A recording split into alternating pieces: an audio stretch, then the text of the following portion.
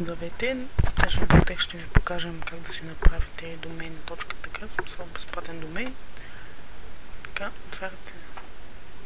отваряте сайт, този сайт, това е internet.tk. Така, тук давате ето това. И пишете сайта, който искате да промените, пишете му адреса.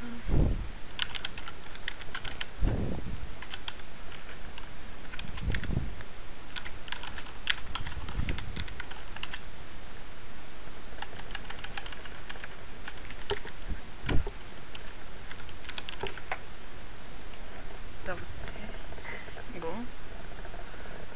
Тук пишете какъв искате да е адреса. Така, тук давате за колко време да е направено и за колко време да е домейна. Пишете кода от картината.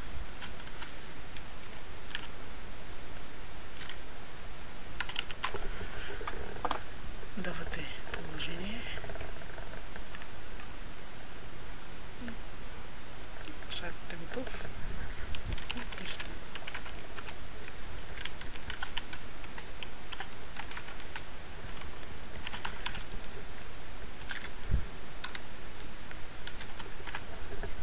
Пишете budehmov.tk.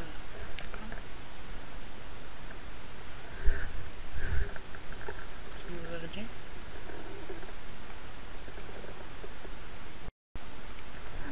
Значи това е адреса.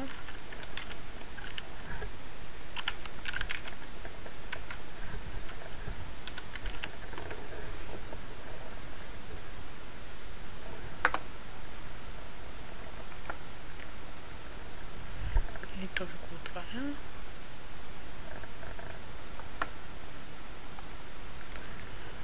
Ето това е.